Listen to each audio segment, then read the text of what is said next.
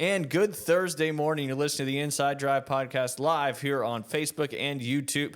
This is episode 30. I said 30 on Tuesday, but I probably lost count along the way. But Everett, our producer, got me squared away. This is episode 30.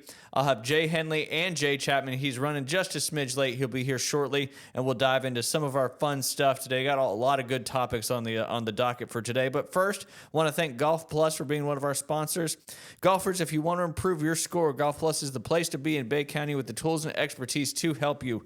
Golf Plus has been featured in both Golf and Golf Digest magazine as one of the top club fitters in the country. Their fitting studio will blow you away with their selection of brands, models, and clubs, as well as golf shafts that you can try. The putting green is filled with all the latest and greatest brands you could possibly want. The repair shop is second to none. Tour van quality repairs every time and fast as well. Golf Plus is your fitting studio and repair shop on the beach. Club fitting, retail, and repair is their motto. Renovations, I believe, are finished, including new floors and a second simulator. Lots of opportunity not only to get fit, but rent some simulator time as well. They got some holiday sales going on as we speak. 25% off all junior clubs and 20% off all in-stock shoes. Again, you can visit them at the shops at Edgewater next to Firefly. Give them a call at 850-249-2726. You can visit them at golfplusretail.com. Speaking of Firefly, if you guys go to our Facebook page, at the top of the Facebook page, you see a pinned post. That is our Inside Drive Bowl contest coming up. You still have time to sign up until that first bowl game, but we're offering, because of Firefly's generosity, we're offering a $100 Firefly gift card to the winner of that bowl pick'em. Anybody can do it. It's simple. All you're doing is picking games. That's all it really is. If you don't know what Firefly is, you're certainly missing out. One of our best restaurants, not only with food and service in the area, not just Panama City Beach, but Bay County, all across the Northern Panhandle. They're the Open Table's Diners Choice. They won the Open Table Diners Choice Award from 2020. Urban Spoon's list of America's top 250 high-end restaurants. Wine Spectator's Award of Excellence from 2008 to 2019. Florida Trend's Golden Spoon winner 9 years in a row. They've won Best Bay in pretty much every category having to do with fine restaurants and sushi. They have a TripAdvisor Certificate of Excellence. People Love Us on Yelp Award. So you're not going to be disappointed going to Firefly. So I appreciate Dave and the entire crew over there for donating this $100 gift card. Again, if you just go to our Facebook page, the post is pinned at the top of the page.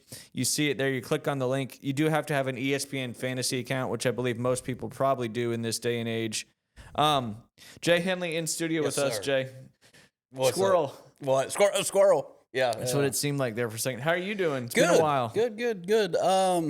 What's Santa Claus bringing you here in the next couple of weeks? I don't know. That's a good question. Yeah. I don't know if I've been good enough to have Santa Claus visit really? me. What about you? Nothing. Nothing? Yeah, a bag of coal, probably. Coal and some other things, huh? Yeah. How the lessons been going? I know the weather's been a little bit challenging the last couple of weeks. Was it 5 days in a row we had 7 inches of rain or something like that? Yeah, I think it was last Wednesday, Thursday, Friday, Saturday, Sunday. Yeah. And it finally cleared up on Monday. Yeah. Even Monday morning it rained too. Yeah. But yeah, everything's been great. Grass is green, which is nice. Yep. So they overseeded the range again? Yeah. That makes it easier for you in the wintertime? Yep. You introduced some kind of new technology as well, right? Yeah.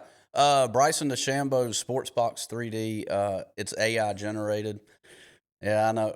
Me and AI, I don't know. But we'll see. But no, got certified with that, I think, the week of Thanksgiving. It's been really cool to see the technology. I mean, really cool. What does it kind of do? I'm curious myself. The body motion, right? So, I mean, obviously it's a rotational game, and it shows you, how much you're either sway. When you talk about sway, you talk about side to side in the golf swing. Lateral motion, which is you can golf swing. You can definitely see, how much you're swaying in your, motion of the golf swing. You can see how much degrees of turn that your chest is turning. I mean, there's all these different things. That's pretty cool. Yeah, it's pretty cool, man. But is it all done from your phone or an iPad? Yeah, phone, iPad. That's cool. Next generation stuff, and that's cool. Great service to offer your customers. It is, yeah. And looking forward to 2026. I mean, I'm really, I don't know what's gotten into me. I'm really finally moving into the 21st century. Yeah, I'm investing in a lot of stuff coming up in 2026, and I'll kind of keep it under my hat right now. But that's exciting. Yeah, it's pretty cool, man. But you got to stick with times, man, because I mean you can get past quickly, really quickly. Absolutely. I mean, and that's the name of the game too. I mean, back in the day when I was teaching, when I was younger in the business, we used to use V1. You remember V1? Yeah. We even had a system. I never used it, but it was the old one that had like the band thing where you could put your music on and you would put, your laptop on there or something like that. And it actually had a TV and this huge thing you had to roll out. I don't even know why we had it. It's probably from earlier times. I mean, that golf course opened in 2000, so it wasn't even that old. Yep. But I never used it, but I'd seen it, and I was like, wow, things have certainly come a long way. And that's when I was just recording with my phone and then using V1 to draw all the lines and all that good stuff. Because when people can see something and see what they're doing, because you can only feel so much. And that's why when you make changes in the golf swing, if it just feels like it's a little change, you're probably not even doing hardly anything. Right. But like I always say, ball don't lie, the video don't lie, especially when you can add what they're doing. Because, getting clubs into certain positions isn't always just about getting it there with your arms or whatever it may be. It's your rotation. Like you rotate more with your chest, that club gets back into a better position. And it sounds like the technology that you are using is showing that to a T. Yeah, and I remember in the year 2000, I was just freshly giving golf lessons at 20 years old, and I remember taking out a business loan, no lie.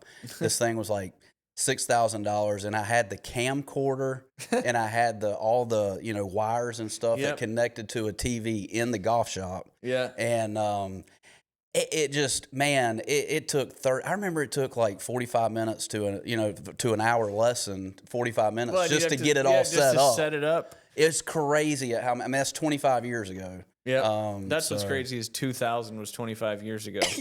Yeah. Just absolutely wild. Yeah. Hey, Jay Chapman is here. He's doing great. Happy birthday to his beautiful wife, Madison. I thought I heard you say that. I didn't want to get it wrong. Before we kind of get going into some college football stuff and and we're going to double check how our NFL pick'ems for the division are now standing in week 15, where we got 4 more weeks of NFL season before it gets kind of crazy in the playoffs.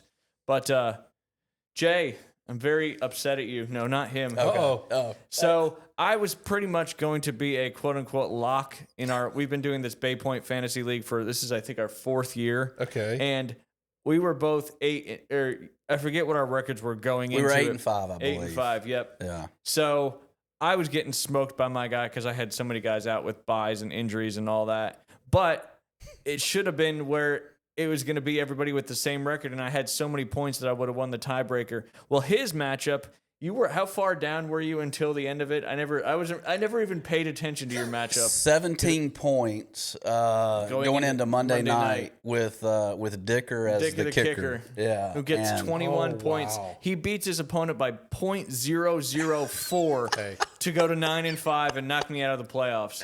Oh, unbelievable! Man. And he still gets a spot on the show. Yep, it's amazing. I'm sorry. .004 though is just insane. Yeah. What a game that was, by the way. Yeah, absolutely. A lot of good games this past weekend.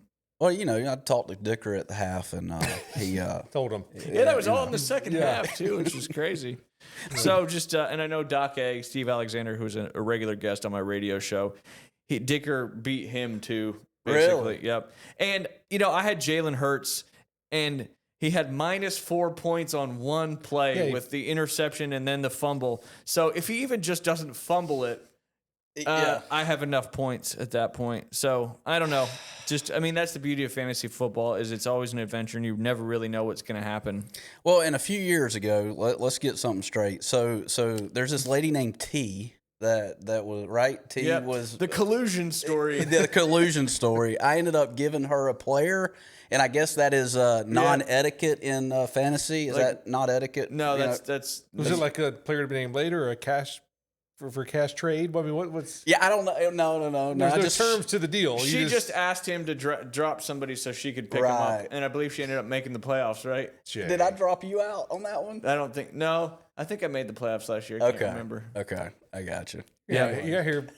Helping the enemies, man. That's right. Golly. And he doesn't even know what he's doing. Yeah, he's like, even worse. I have the best player in the league. Why not? Yeah. It was somebody really good. I forget who it was. Yeah, I can't T would remember, I'm sure. Oh, she would remember. Very funny. Yeah. Yep. All your fantasy football debacles. Now I'm just on the receiving end of it this time. Yes, you are. unfortunately. But it is what it is. It's all good. I've gotten over it. I just wanted to bring it up while you were here because I haven't been able to talk to you face to face since this all happened. Yeah, it has been a while for sure. What do you guys think about the playoff rankings? Obviously, the Notre Dame situation has been kind of beat to death, and then they took their ball and went home after they didn't get in. My thought with that, with Notre Dame and Miami, you should have ranked Notre Dame ahead of Miami weeks ago, or it wouldn't have been that big of a shock.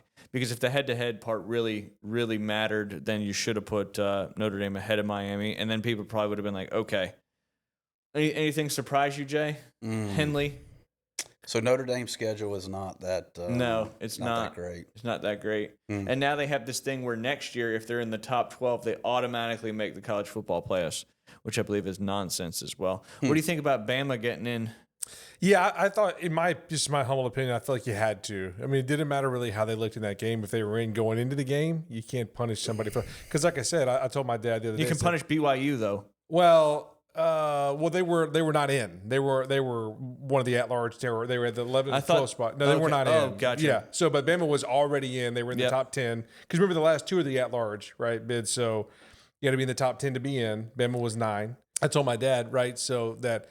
Some of these other teams, they didn't even have the opportunity to potentially look bad or get players hurt or what else. Yeah. And with that, what they did with SMU last year, obviously, they sort of set that precedent. Like, hey, if you play in your conference championship, you're probably not, and you're in, you're probably not going to. Yeah, because I agree. You shouldn't get punished for playing in your conference championship game. But now, Bama, God, they just did not look good. I mean, and they've kind of been limping in a little bit to the end of the season. Big time. Offense is just totally.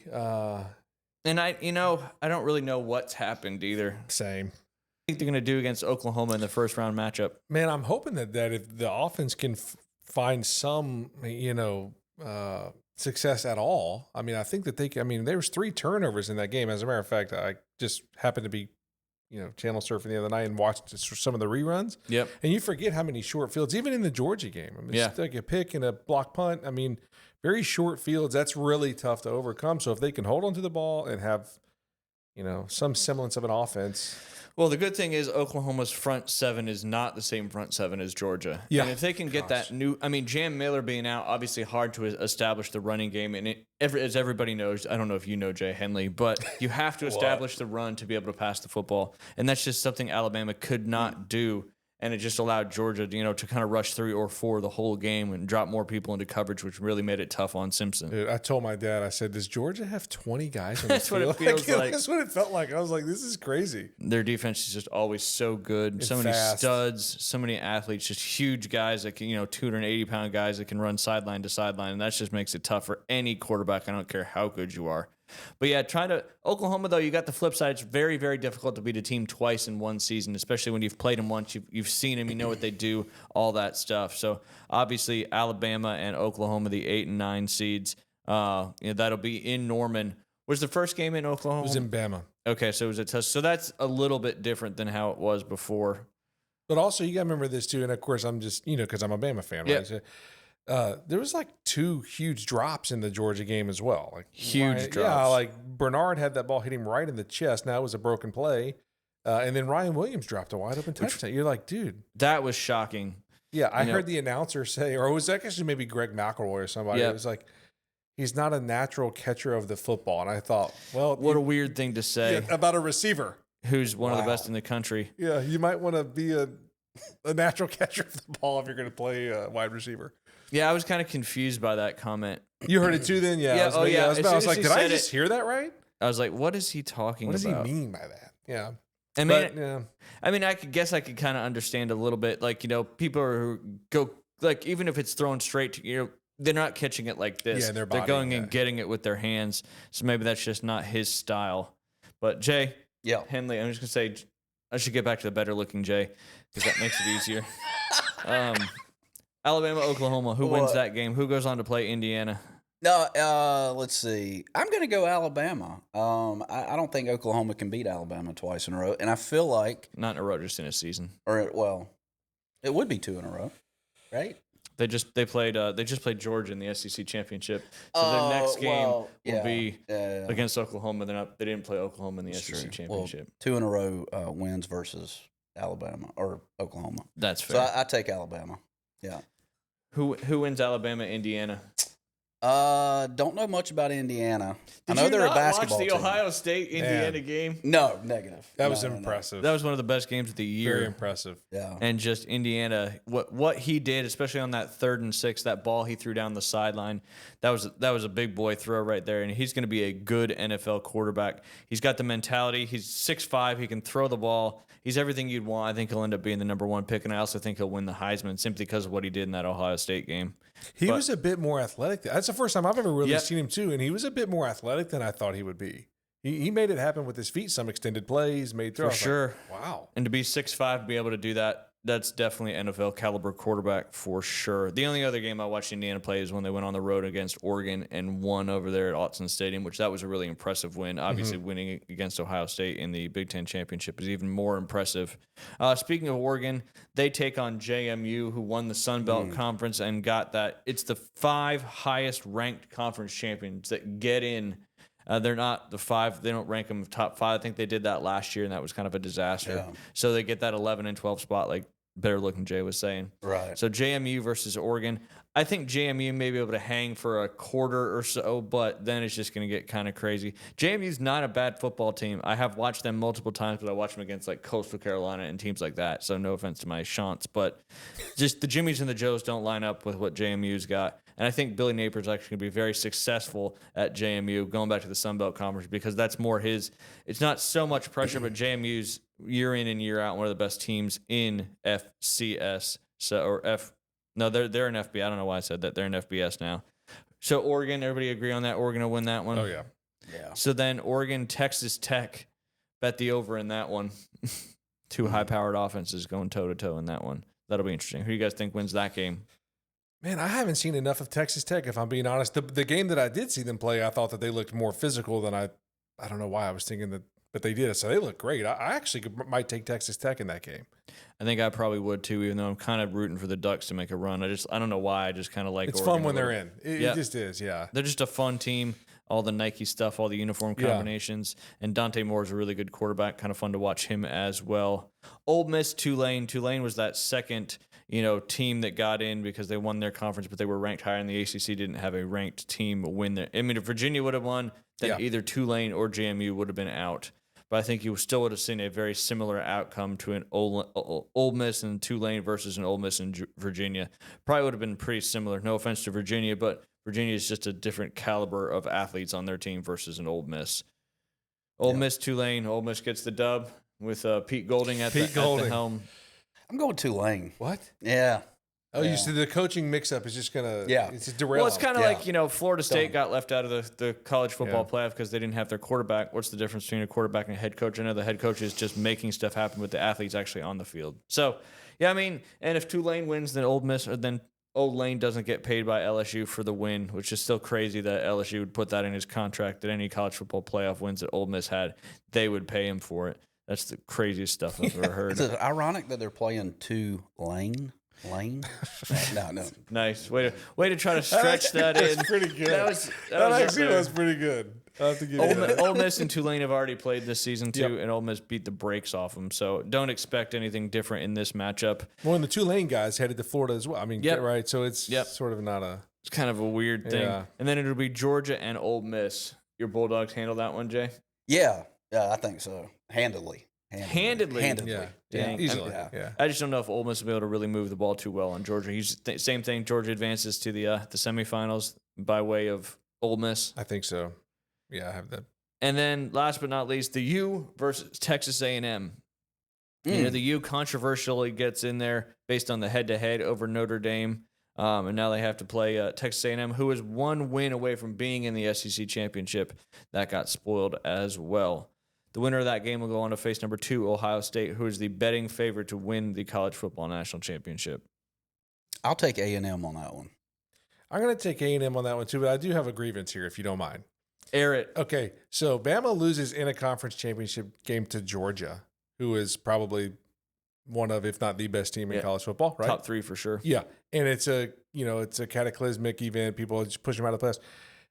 Texas A&M they played the bottom 8 teams in the SEC. Yep. And then lost convincingly. Texas whooped their butt. That's right. To a I think what Texas was like They were not in the playoffs. I mean, they're a three-loss team, and they just dropped a few spots automatically in. I just didn't really think, why are we not talking about this more? Yeah, like Texas has been beaten by, got beat by Florida, got beat by a few. They're like, but it's when Texas A&M loses to them, it's not a huge deal. But when Alabama loses to Georgia, we push them out of the playoffs. Like, come on, that's fair. Okay, sorry, I had to say that. No, I hadn't really thought about that either. That's a great point. Texas A&M still hanging around 7.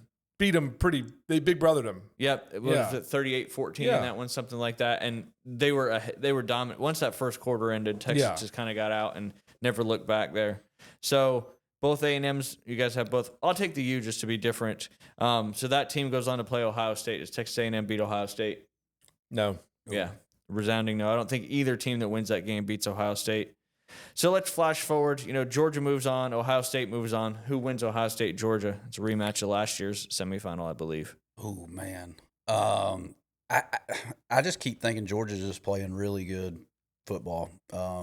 Whatever Kirby says to these guys, I mean, they're out to just dominate. And if their defense plays like they did against Alabama. But Alabama's not Ohio State's offense either. Saying is really good quarterback. Yep, and they have a two-headed monster when it comes to the run game. Yeah. So that'll if that comes to fruition, that'll be awesome. And then on the flip side, on the other side of the semifinals, you would likely have Texas Tech or Oregon versus Indiana, because I don't think anybody thinks Alabama or Oklahoma will beat Indiana. Mm-hmm. And I mean, you got to play the game, so you never know. But let's say it's Texas Tech, Indiana. Who wins that one? Indiana. So Indiana's on a path to the national championship. If I could have an Indiana Georgia matchup, that would be fantastic. That'd be a good football game. I think regardless of who they're playing, I think it's going to be a great semifinal and a great national championship. Yeah, it's going to be a fun little end of the year run here. Some teams get healthy, man. I mean, a lot of these teams are beat up. One of the things I do kind of worry about though too is you wonder. I think people experienced this last year. I think every team that had a bye last year lost. Yep, they did. And so I'd be interested to see sort of if that was just a fluke or if, hey, man, you can't take a month off and then come back and just be ripping on all cylinders, in the biggest game of the year. Yeah. I mean, the break is pretty large. I mean, I know they're practicing a ton, but still practice versus actually playing in games is a whole different ballgame. Yeah. So what's put Indiana on the map in the last couple of years? Because I know NIL. 20 years ago, is it? Okay. Yeah. I mean, to be able to pick up. I mean, they had Curtis Rourke last year who led them to an undefeated season, and then they had to replace him. He was a good quarterback, so they went and got Mendoza from Cal, and obviously he's made a huge difference. Gotcha. And it's just being able to get some of the guys you would have never got on normal recruiting and transfer portal rules. Yeah, I heard Colin Coward, who I'm not the biggest fan of Colin Coward, but I heard him yesterday kind of say something and I thought it was pretty interesting. Everybody's like NIL transfer portal, it's ruined college football. He said it on the flip side, college football got so regional there for a while in the 2010s with Alabama, Georgia, LSU, Clemson winning these national championships year in and year out. Obviously the Big Ten trying to make it 3 in a row now this year. But he said that the NIL and transfer portal saved college football because it had become so regional that a lot of people around the country kind of became disinterested a little bit. And now that you have all this money and the ability to transfer, a lot of these teams like Indiana, like Vandy, like Georgia Tech are starting to get a lot better, which breeds more competition, which in theory, I mean, if you look at the Big Ten's ratings, all those Big Ten games were the highest rated games of the year. Yeah, but don't you remember back in the day in the fourth quarter they would highlight a guy and they would be like, well, he's majoring in business, or finance. Do they really? Yes. The all SEC academic teams or whatever, yeah. Oh, okay. I thought they dove more into academic. I hear no academics anymore. They still talk about their majors for the most part. Okay, all right. I stand corrected. There does seem to be a bit more parity, but this is the conversation for a different time. But I'm always kind of intrigued when I hear this conversation. So the transfer portal for sure, right? Because when you have people at a particular school that could not really leave, you're sort of. And we can get into this with baseball, right? When you have your options, you're sort of just locked. There's like nothing you can do. So making them sort of more widely available across all the different universities for sure. But like the money thing, like did you hear Ed Ogeron? He was like, we went in the cash to the back door, now we go in the front door. I just don't. If it was being done to that degree, sort of under the table, I don't know how making it public really changed the money aspect of it. Well, and that's probably what, he was kind of more referring to just the SEC. Okay. And I'm sure because he was talking about, the SEC, and I think that plays into the regional side of it as well, because it was so Southeast dominated, I don't think Clemson was doing anything like that, because Dabo was just not one to, seem to do that. And he's going to end up losing his job because of it probably in the next year or so. Yeah. But yeah, I mean, I get what you're saying for sure. But again, that leads more towards the SEC and all that stuff. But Michael Jordan started all this back in 84, 85, yeah. He accepted that contract, got a Mercedes-Benz. Oh, wow. I remember that, Doc. Yeah, that was a great one. And, well, his mom actually is the one that started it, because she basically was like, yeah, you can have Michael, but he's gonna get endorsements off of his shoes. And, hell, that was 1985. Jeez. And he's still making a boat ton of money on him now. Hey, real quick here, last thing on this point here that I'm interested to see. I know that you saw this this incident with Georgia, right? Yeah, coming back for damages, so to speak. Yep. On a player that's suing him. That's right. Well, they're suing the player. Yep. The university is suing the player. Yeah, for monies which we never would have thought we would have seen something like that. But I actually have thought about even in like professional sports or contractual terms, right? You can't just, like Micah Parsons, for instance, right? This whole deal that went down with him and Jerry Jones. You can't just leave the team, right? He's under contract, right? Yep. I mean, like in college, it's like this sort of Wild West. Like, I just leave. There's the transfer portal or whatever. But like, hey man, we paid you a lot of money to be here. You can't just leave without either paying us back or. So I'm interested to see. I've heard a lot of speculation that if this sort of goes through, it'll sort of set the precedent for universities suing players for not fulfilling the obligation of their contract. Yep. Well, and in the NFL, the contract gets basically sold to the new team that they're on, so they have to pick up that contract where they left off. But yeah, it'll be, if they end up finding the player in the wrong and finding him guilty, and the school gets the win. Yeah, you'll probably see that a bunch with like high-powered players, or just really any player leaving, their NIL deal, and that's where I think they gotta start finding some ways to make some stuff happen with some rules and regulations on what's, because it is, though, everybody refers to it as the wild, wild west, because there's not really rules you can just do. I mean, the only real rule is when you can enter the transfer portal. Right. And they did get rid of one of those windows that made absolutely no sense, because it was in the springtime when spring practice had already started. Speaking of things that have gone wrong, Michigan just continues to be in this controversial downward spiral. Oh, man, I saw this. Head coach Sharon Moore was fired yesterday with cause, because he was, having a relationship with one of the staff members, which is directly against University of Michigan policy. But then it got even worse, where police later detained Sharon Moore after being called to the address of the said female staffer, and the former Wolverines coach was being held in jail last night. It was basically on an assault charge. Authorities and said his detainment was part of an assault investigation. So obviously maybe she said something and then he got pissed off about it because he lost his job. But stuff like that's always going to come out. Little fun fact about the Michigan Wolverines. Since Jim Harbaugh had arrived at Michigan, they've had 11 staffers either arrested, 7 of them were arrested, and or banned from the sport from rules violations. There was 4 of them, so 11 total people have either been arrested or banned from the sport since once Jim. Now, obviously, Jim's been gone for a couple of years now, but he probably saw the writing on the wall, and he's like, "I'm out. I'm going to go to the NFL. They're wanting me to go back there anyway." So, well, and he was right on the heels of the sign stealing violation deal. He's kind of like, "All right, see you guys." That guy got thrown under the bus for sure. I mean, what he was doing, he knew what he was doing was not right, but Michigan kind of just let him take the fall on everything. And there's another good documentary. It's a great documentary. Yeah. By the way, because I heard it wasn't to that extent, and they did acknowledge that everything was above board and within the bounds of what you're allowed to do. But I think there's been some speculation that Oklahoma had a lot of Bama's plays in the first game.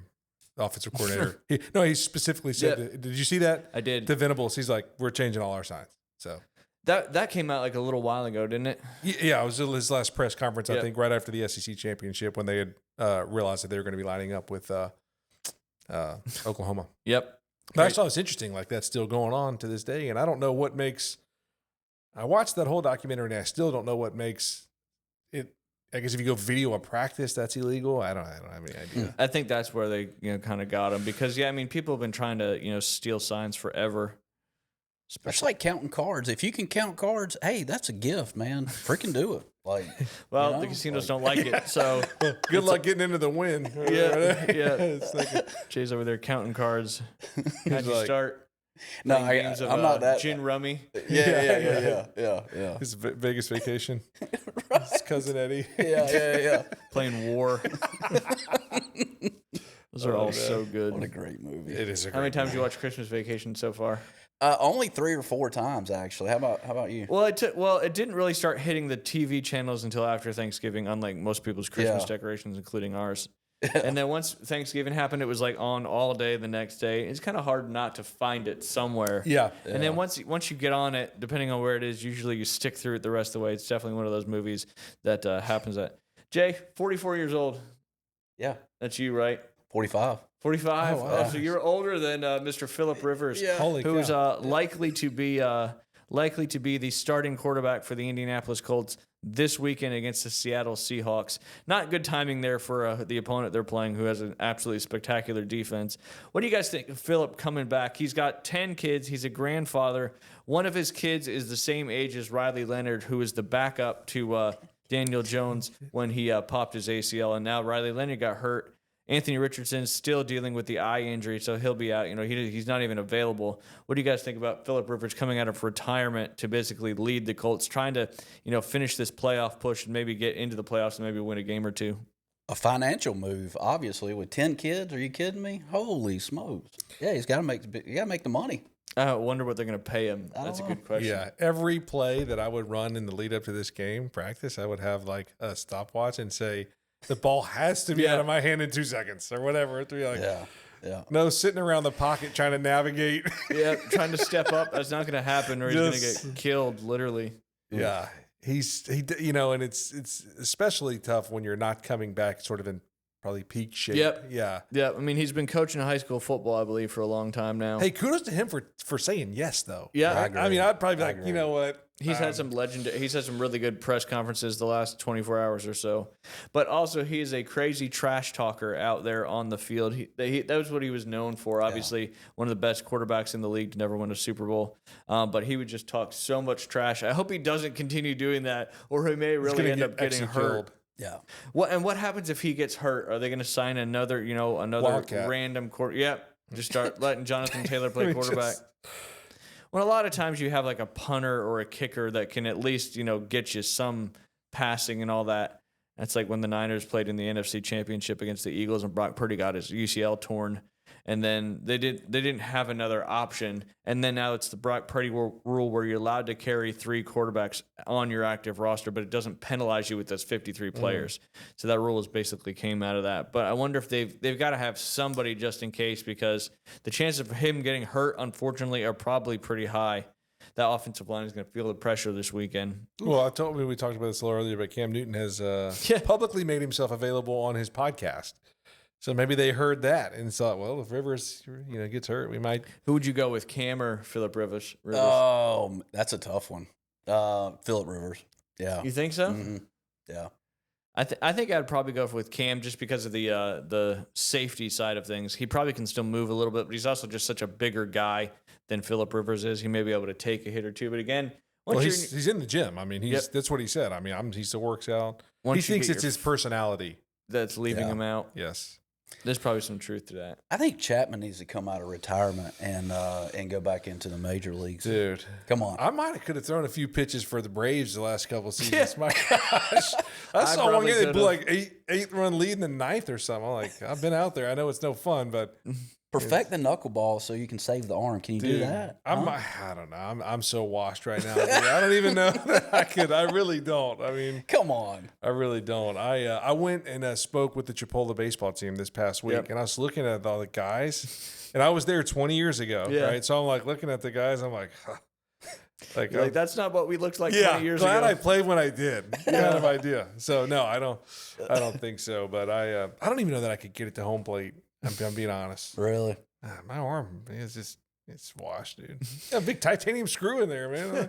I told the doc after the surgery, I said, I just want to be able to shake people's hands. I don't know we're throwing baseballs.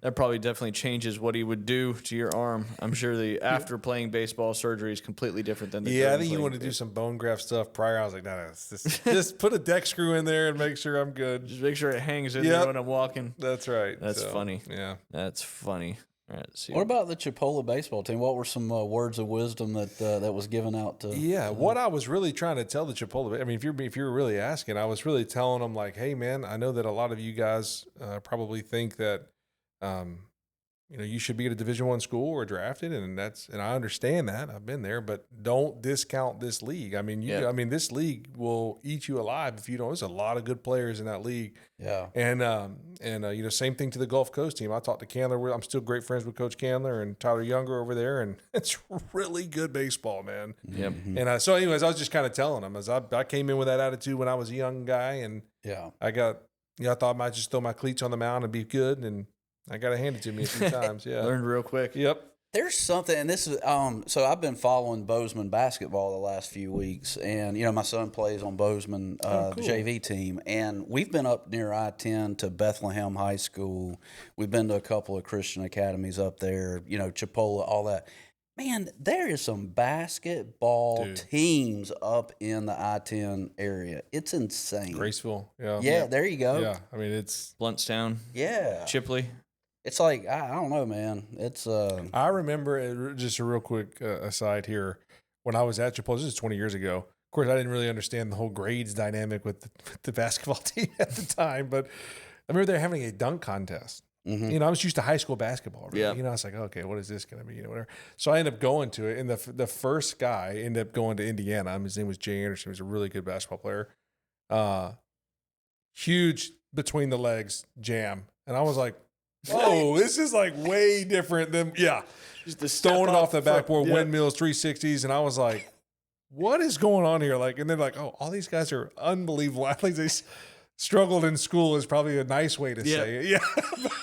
But they're here, But a year later, I saw two of those guys in Indiana. I mean, they were in the tournament. I mean, they're at that level of basketball. Yeah, you know what I mean? They're just as good as everybody in 100, Division I. They just don't have the grades to get there yet. We called this guy, I forget his last name. His name was DeAndre, but we called him Baby Shaq. I mean, he was 6'8", 360.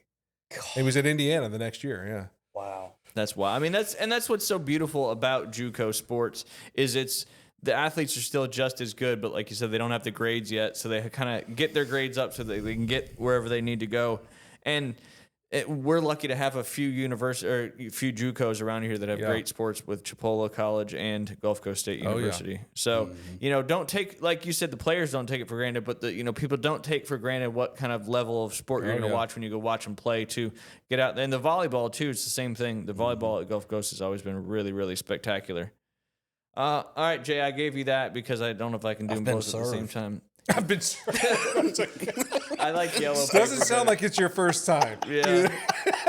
What was the guy wearing the first time? Say what? What was the guy wearing the first time? Usually they dress in Yeah, different. He was a pizza guy. Yeah. He's like, here you go. I ordered Domino's and I got a subpoena. All right. We'll start with the.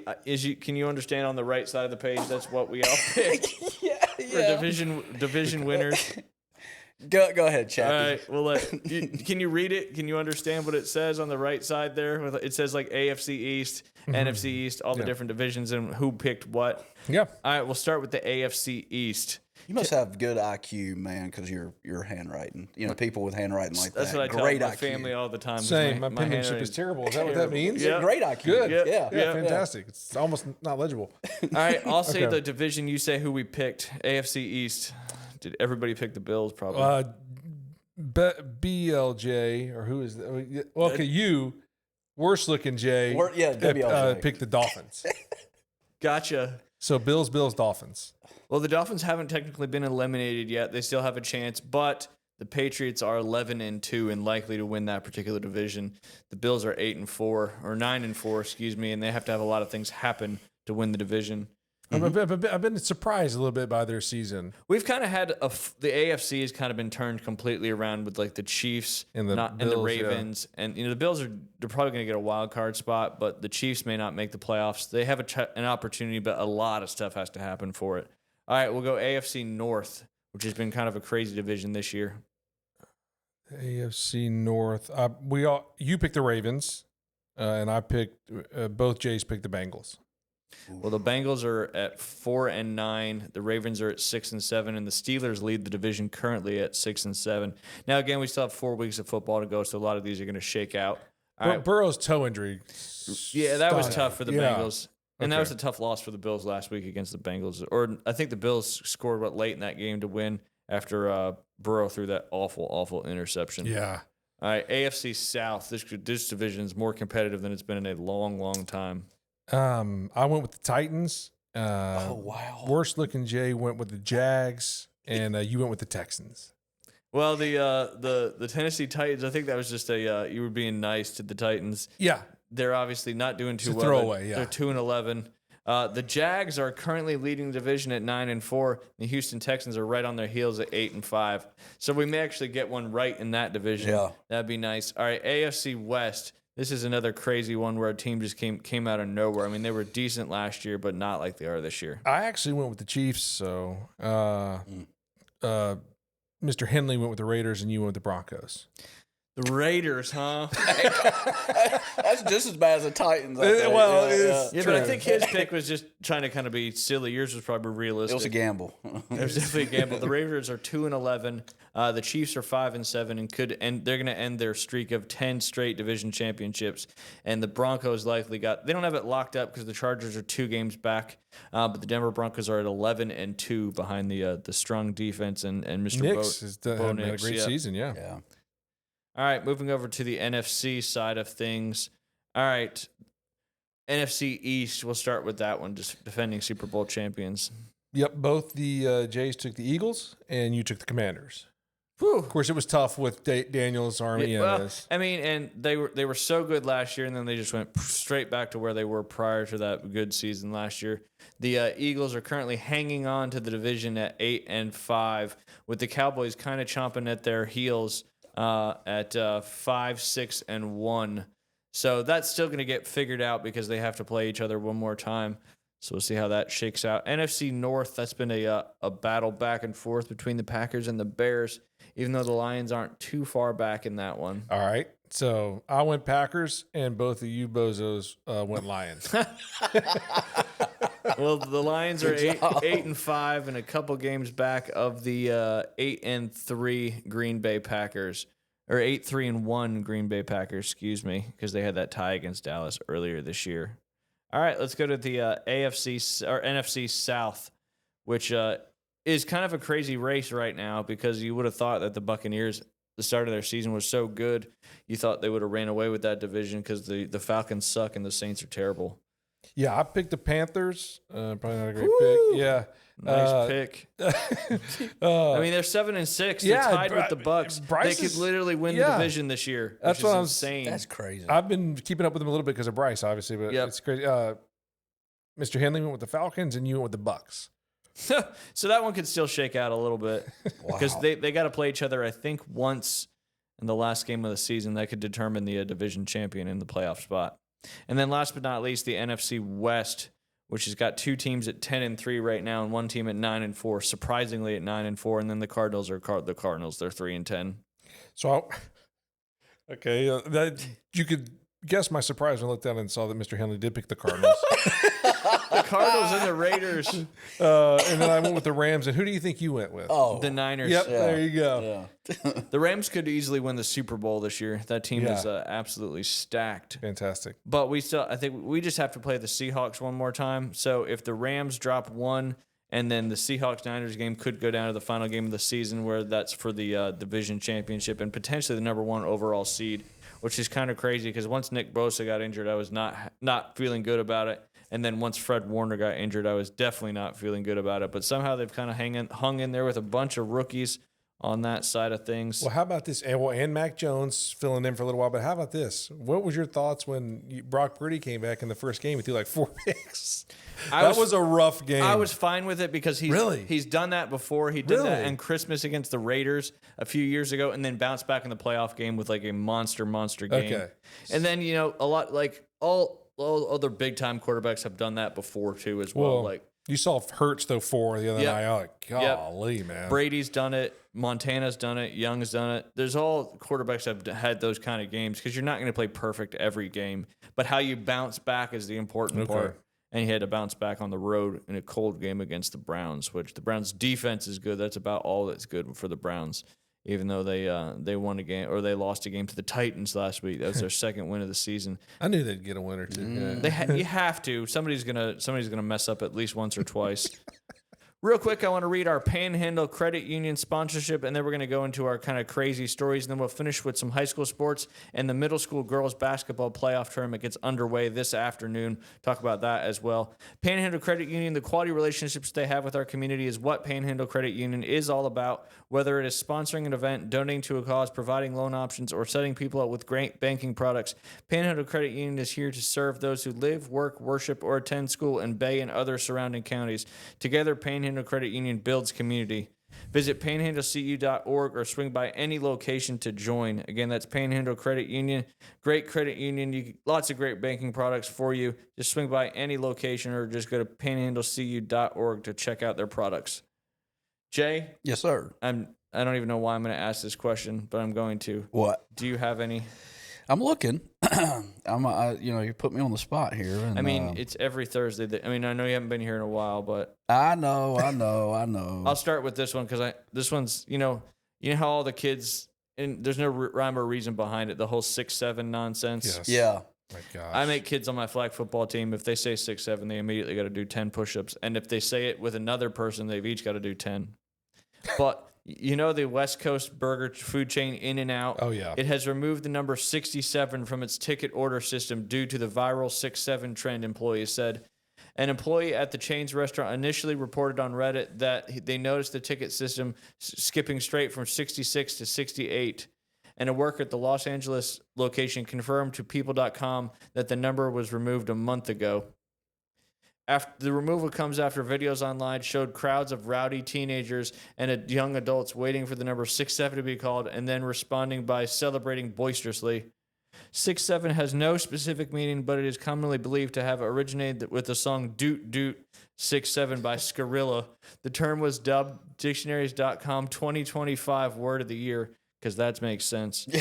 Perhaps the most defining feature of 6'7" is that it is impossible to define. Dictionary.com reported it's meaningless, unambiguous, and nonsensical. In other words, it has all the hallmarks of brain rot. It's a logical endpoint of being perpetually online, scrolling endlessly, and consuming content to feed users the algorithms by other trained by other algorithms. So that kind of makes sense. Once you dive into 6'7", then it just keeps serving you 6'7". Hey, at least they didn't tell us how they really felt about it. Yeah. This is the end result of brain rot. Yeah. Terrible kids. It is an odd phenomenon, though. I will say that. Wow. It really. The Chipotle, one of the guys on the Chipotle team, I guess I said the number 6'7" in relation to one another, and the kids started snickering, and I'm like, what? And they did the 6'7". They're like, you guys are 20. Yep. They're like, dude, stop. Yep. No kid. Yeah. You're too old for this. Yeah. I think what happened to me was back in September. And this was maybe even before it kind of got really big. And I'm like, what the world? I had like 15 kids around me. And they're like, Coach Jay, what clubs do we get? And I said, either a 6 or 7 iron. And Lord have mercy, I didn't know what I'd said. Yeah, you're like, what? Like, I had no idea. Anyways, yeah. I think that's how it comes up with most adults is, why is that funny? Yeah, I know. I'm just sitting there and I'm just like, what's going on here? Yeah. You want me to do another one? I got one. All right, go ahead. Back to the Future. Gone wrong. A New Jersey man. How about that? New Jersey. Look at me when you say that. What? New Jersey? Yeah. Yeah. New Jersey. I don't say a Georgia man. Roll. All. New Jersey man in a DeLorean gets second DUI in a week. Cops find 87 bags of cocaine. He was trying to use that to go back to the future. A 33-year-old New Jersey man, Luke Randall, was reportedly arrested December 6th for his second alleged DUI offense within a week. Randall was... Offense. Offense. He's Sorry. not playing football or basketball. Yeah. Penetration. Randall was purportedly operating a 1980s DeLorean when it crashed into a parked vehicle.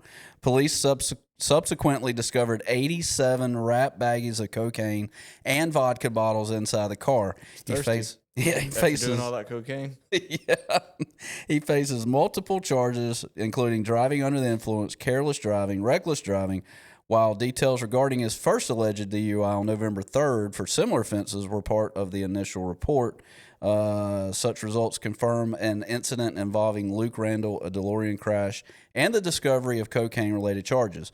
In New Jersey, a second DUI conviction gets you 2 years of prison. No, 2 to 90 days of jail time, a 1 to 2 year license suspension. You get an ignition interlock device put on your car. You get all kinds of fun stuff. $35,000 in fines. Yeah, in a DeLorean, trying to go back to the future. Yep. Man. Wild times. Trying to take that premium product back. Kids, don't do drugs. Yeah. Marty McFly. Marty McFly. Your boy. Heading back to the 80s to sell drugs. Yeah. Be the new kingpin. Where would y'all go? Where would you go? That's a great question. To the future? Back to the future. Would you go 2300 or would you go 1700? I probably wouldn't go 1700. Yeah. A little more modernization. Yeah. I would like transit. I would like That'd be a culture shock. I'd like to stay With like alive. running water, Yeah. AC. No, Yeah. well, maybe see where the AI thing goes, man. Who knows? I'd like to see what that sort of. Yeah, you go to 2300 and everybody, there's no humans Yeah, left. it's just robots True. running Yeah. around. I could see that. At least if you go back to 1700, there's human beings. Yeah. Yeah. Yeah, well. I'd be interested to see how that goes. Yeah. No. All right, this is, I don't know if you guys saw this or not, but it was a few weeks ago when the Raiders played the Browns. The Gaming Control Board is reportedly reviewing one of the strangest sequences of the NFL season last week, which is actually 2 weeks ago. The Browns led the Raiders 24-10 with under a minute left. They had the ball at the Las Vegas 29-yard line.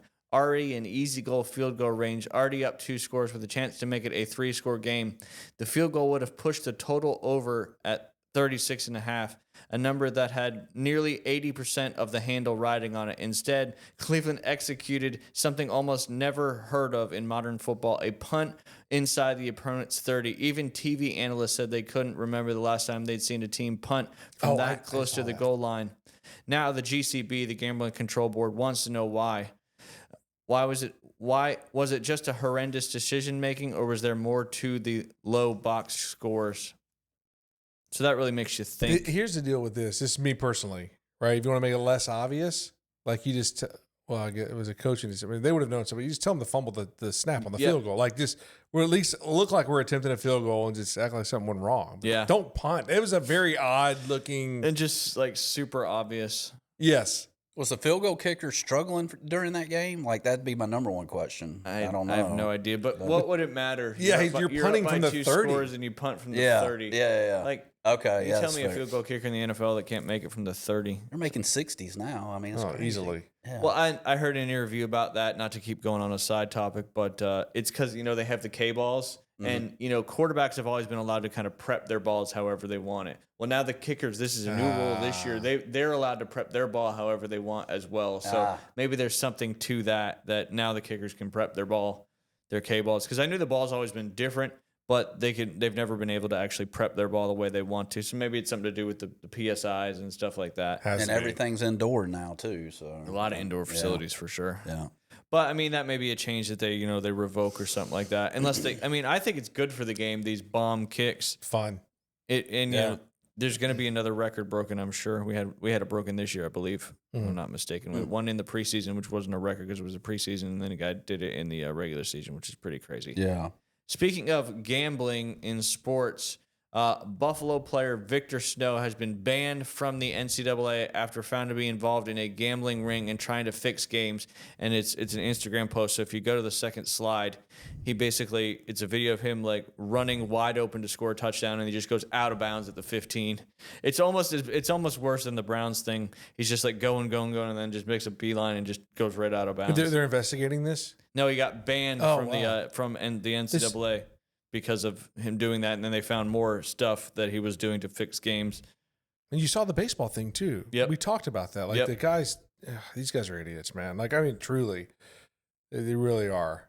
It makes no sense at all. Like, you're playing professional sports. You probably have a ton of money, and you just do stupid stuff to put your whole career at jeopardy. I mean, I guess everybody does stupid stuff to jeopardize their careers, not just professional athletes, but But the obvious nature of it's like go speaking real quickly back to the baseball thing. Like, like they just pulled up a graph of the guy's pitches. Yep. Yeah, and he missed Jay. You read this last one. He missed so bad on the ones that were bet on. It's like, dude, it's really hard not to make that. It's so obvious. Yes. So obvious. That's what makes it tough. I just can't read that. My eyes are terrible now. You're good. I was going to read about the strongest woman shocker where We'll do both. Jamie Booker title revoked after organizers realized she was born a man. Yikes. Dang it. That is not good. That is not good. It's not good for everybody else that was competing in it. That's where it really hurts people, is the ones that have worked their whole lives. Yeah. Not saying that he or she did not do that, but the ones that are actually, women that have worked their butts off their entire lives to win something like that. And then, you can't win because somebody's biologically She's got an animal a male. Yep. Yeah. Well, it's science. There's just so many things that males have that women don't, that allow them to get more muscle, all that stuff. Right. Read the thing before I get too far on this. I gotcha. 49ers quarterback Mac Jones saw a dead body by the team hotel in Los Angeles before he won the game against the Rams. What? I've had this one on the back burner for a long time. Holy smokes. And today seems like a good day to do it. Mac Jones led the San Francisco 49ers to a shocking 26-23 upset over the Los Angeles Rams on Thursday, but not before his day began in a very bizarre fashion. That would, that's all I got. Yep. Speaking of bizarre, what about the Mark Sanchez thing? Holy cow. Yeah, it tries to just. Sorry. Oh, you got it. He was hammered, and I don't know why he decided to go into a truck and just beat up the truck driver, and then he gets stabbed very badly. And then Mark Sanchez goes to jail for assaulting the truck driver because the truck driver. Yep, the truck driver was just trying to defend himself there. I just thought that was a really bizarre. That whole thing was odd. And I'm sure he made decent money being a Fox guy. Yeah. Is there a better job? I mean, honestly, is there a better job? If you're a former football player, I wouldn't think so. Yeah, right. You sit up there and like, dude. As a matter of fact, that was one of Saban's deal. He's like, what? Yeah. Sit up here and talk about football for You're not working 20 hours a day. Yeah, that's bizarre. You just got to prep and all that stuff. The playoffs for the middle school girls Bay County districts get underway this afternoon. Final regular season scores. Got to give a shout out to my University Academy Eagles. They beat Bay Haven 33-14 in the final regular season game of the season. Both teams were undefeated going into that game. UA got the win, so they're the number 1 seed going to the playoffs. Bay Haven 2, Mowat 3, Breakfast Point 4, Merritt Brown 5, Jinx 6, Surfside 7, North Bay Haven 8. Rutherford and Bozeman unfortunately did not make the playoffs, being the 9 and 10 seed. So this afternoon we've got the matchups that start. We got University Academy versus North Bay Haven, Breakfast Point Academy versus Merritt Brown, Mowat versus Jinx, Bay Haven versus Surfside. The next game, I guess that would be first round. That'd be quarterfinals. So the quarterfinal games will be tomorrow, with the semifinals will be tomorrow, and then the championship will be next Tuesday. So we're actually out of school. Tomorrow's our last day of school. Okay. Wow. And then, so we'll be out of school playing games. So that'll be interesting. And, of course, on the boys' soccer side, they still have to finish their season. University Academy and Breakfast Point, both 7-1. I believe University Academy has the head-to-head win tiebreaker. Mowat, Surfside, Tyndall, North Bay Haven, Rutherford, Palm Bay, Bay Haven, Jinx, and Merritt Brown currently right now. With the games being played this afternoon at 4, you got Breakfast Point Academy at Tyndall Academy, Bay Haven at University Academy, Jinx at Surfside, Merritt Brown at Palm Bay, Mowat versus North Bay Haven, and then Rutherford's on the bye. So their playoffs start tomorrow, and then I believe go Friday, Tuesday, Thursday. I believe that's correct. I may be just a little bit off on that one. I do want to talk about some of the high school sports coming up this afternoon and tomorrow, as this is our last show of the week. Real quick, I think I got most of the basketball teams in my Max Preps following, so they should populate in my scoring. In girls basketball, Wewa Hitchka travels to Bluntstown. Bluntstown is 3-0. We're talking about those I-10 corridor schools. Bozeman in girls soccer takes on Bay. Leon takes on Mosley in girls, or Mosley takes on Leon in girls basketball. That's over there in Tallahassee. Arnold girls soccer, who's 6-1-1, trying to keep up with the boys there, is traveling to Leon as well for girls soccer. They should just all ride on the same bus, save some money for the school. And then boys basketball, you also have Wheeler Hitchcock playing Bluntstown.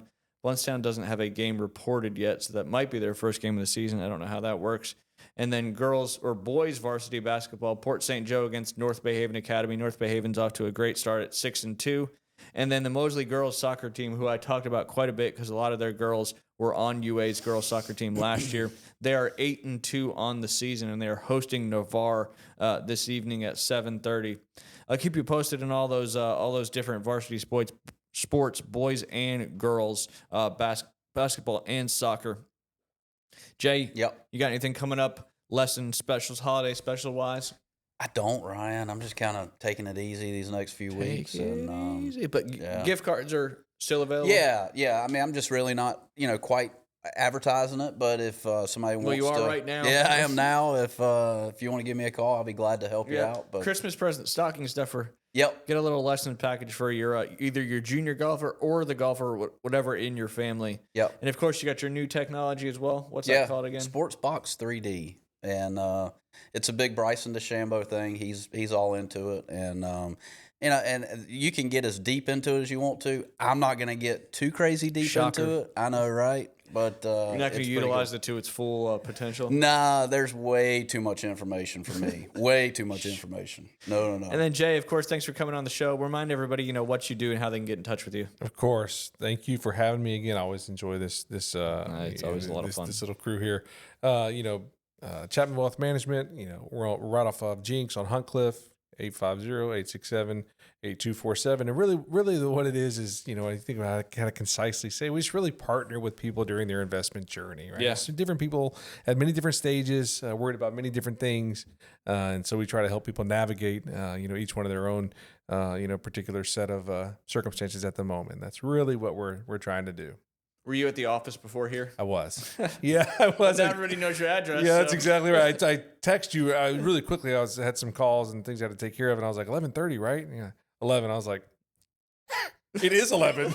I have to. Good thing it is right here on Jinx. It's 30 minutes close to get by here. for you for sure.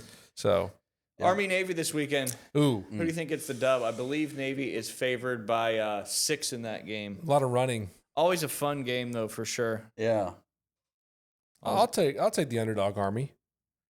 What about you, Jay? I'll take Navy. Nice. Yeah. I always have. My dad was in the Navy, so I take Navy every time. All right. There's some future SEALs out there, man. Probably. I actually watched the SEAL Team 6, when they killed Osama bin Laden. It was like a documentary, but a little dramatic. It was actually really good. Those I enjoy. Yeah. different level, man. Different human beings. Than Different the rest level. Of us. That's for sure. All right, Falcons-Bucks tonight. Falcons are already eliminated from the playoffs. Tampa Bay is trying to keep pace and stay ahead of Carolina right now. Currently, the Bucks are a 5.5 favorite at the house. Over under 44.5. Who wins this game, Jay? The Falcons are just trying to play spoiler at this point, and the Bucks have been kind of on a little bit of a slide the last few weeks. Yeah. All the way up to 7, or all the way down to 7-6, I should say. Where are we? Are we in Atlanta? We're in Tampa Bay. We're in Tampa Bay. You know what? I'll go with the Coons. Yeah. Who are the Coons? Yeah. The Falcons. Yeah. That was confusing. Yeah. I was Yeah, like, I yeah. don't know any raccoon mascots in professional football. I'll go with the Bucks. Real quickly, is Penix out for the year? I can't remember. Is he out for the year? Yep, Cousins has been playing. I like Kirk Cousins, man. Oh, Captain Kirk. But I'm going to take the Bucks. Got it. I like it. Do you think they'll cover? I think they'll cover. Yeah. I like that. Win by 7 or 5.5 or more. Yeah, win by a touchdown. Yeah. Bucky's back. I take the Bucks too. They got to win this game to stay a game, because if Carolina wins this weekend, then they'll be ahead of the Bucks. The Bucks hold the tiebreaker, so I feel like they have to win this game. So they'll do everything that they can to win the game. I appreciate you guys jumping on. It's been a fun week of shows. It's Thursday, episode 30. Next week we'll be here both Tuesday and Thursday. You gonna be around, Jay? I will. Yeah. Awesome. Obviously, I won't be doing shows on the 23rd, and of course won't be doing a show on the 25th. Unless you want to, see my kids unwrap some presents and stuff like that, which I don't think everybody wants to see that. So thank you all for tuning in. As always, this podcast will be posted on Spotify, Apple, all your places where you consume your podcast starting tomorrow, usually about mid-afternoon. And then, of course, you can always go back and watch any of our previous podcasts on YouTube or Spotify, Apple, and then we're always live on Facebook as well. Y'all have a great weekend, and we'll see you on Tuesday.